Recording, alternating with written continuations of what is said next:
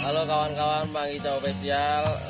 Salam santun buat para pecinta baru bengkok dimanapun berada. Saya doakan sehat selalu, dimurahkan rezekinya, amin ya robbal alamin. Di kesempatan hari ini aku ingin kasih kisi-kisinya mengenai lobet betina yang udah gacor, terus kenapa diuntul sama untulan yang gak akur. Itu tuh fungsinya kenapa, sebab akibatnya kenapa. Jadi teman-teman yang lagi proses lobet betina, simak aja video ini, jangan di skip ya, biar teman-temannya gak gagal paham. Sebelum nonton videonya, teman-teman tekan dulu tombol subscribe-nya dan jangan lupa juga tekan loncengnya ya kan, selalu dapat notifikasi terbaru dari Bang Ica Official. Oke, terima kasih. Jadi kita langsung lanjut aja ke pembahasan. Nah, ini di sampingku nih ada lobet nih guys, ada lobet. Ini jenis kelaminnya jantan dan betina. Nih ya teman-teman ya. Ini lobet ini sama metodenya sama yang kayak tadi kita bahas di awal. Ini lobet betina gacor yang dikasih untulan pasangan jantan yang gak akur. Nah, ini buat playernya ya, ini nih playernya yang ini, playernya yang warna olive, dan yang untulannya nih yang jantannya yang warna hijau kepala hitam ini. Jadi di video kali ini aku mau ngasih kisi-kisi aja sama teman-teman. Kenapa sih lobet betina yang udah gacor tuh harus dikasih pasangan yang gak aku? Lobet betina yang udah gacor harus diuntul pakai jantan yang gak akur tuh karena apa? Karena tujuannya lobet betina nih buat lobet betina yang mau diproses ke arah stabil ataupun ke arah konslet itu wajib emosinya kita naikin teman-teman gitu. Nah, cara naikin emosi yang paling stabil itu ya pakai untulan yang gak akur itu tadi. Kalau masalah jenis kelamin untulannya mau pakai betina kali betina ataupun betina kali jantan boleh, cuman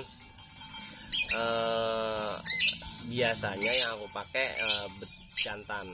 Yang penting intinya burung tersebut sama untulannya nggak akur gitu, dan playernya usahakan menang. Nah, ketika diuntul sama untulan yang nggak akur, otomatis yang terjadi burung masih gacoran. Kalau dikasih untulan yang akur, itu yang terjadi emosi dan birahi dia tuh udah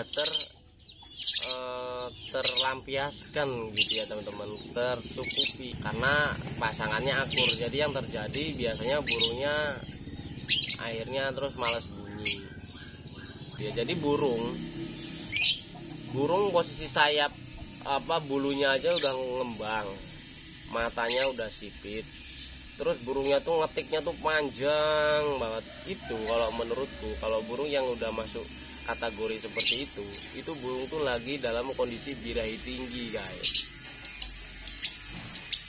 Burung yang posisi sedang di birahi tinggi gitu.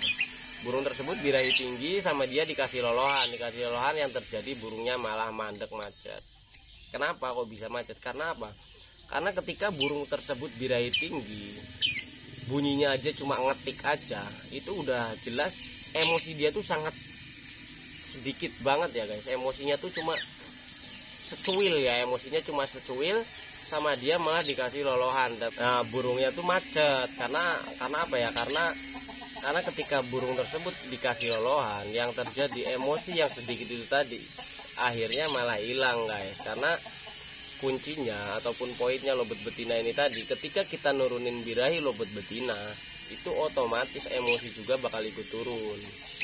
Sedangkan di burung yang posisi lagi birahi tinggi dan emosinya rendah, kalau kita turunin birahinya, itu yang terjadi emosinya juga bakal ikut turun. Makanya banyak kejadian burung birahi tinggi dikasih lolohan jadi macet tuh, itu sebenarnya faktornya gitu. Karena ketika birahi diturunkan, kalau buat lobet betina itu otomatis emosi juga bakal ikut turun ya guys. Nah, makanya solusinya buat proses lobet betina konslet, ketika birahinya udah tinggi, itu bukan birahinya yang diturunkan ya guys, jadi emosinya yang kita naikkan. Nah, cara naikkan emosinya seperti tadi, pakai untulan yang gak akur.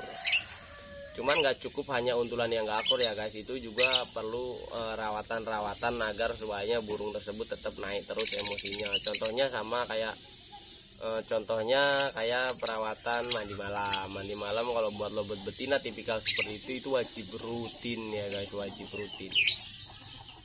rutin dan pakannya juga nggak perlu terlalu kencang-kencang.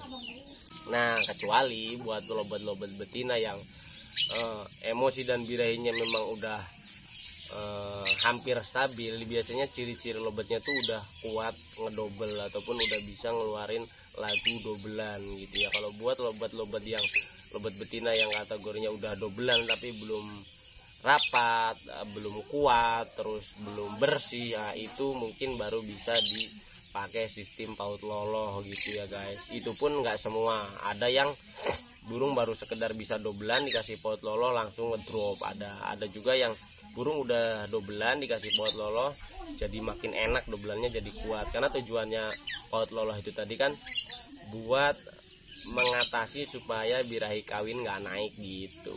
Jadi dia tetap di birahi tersebut, cuman emosinya makin lama makin naik gitu. Tujuannya seperti itu. Pokoknya kurang lebih seperti itulah pemahamannya ya guys. Jadi di video kali ini cuma ngebahas kisi-kisi aja, kisi-kisi lobet betina gitu ya, lobet betina. Buat teman-teman yang mungkin ada pertanyaan, jangan lupa tulis aja di kolom komentar ya guys.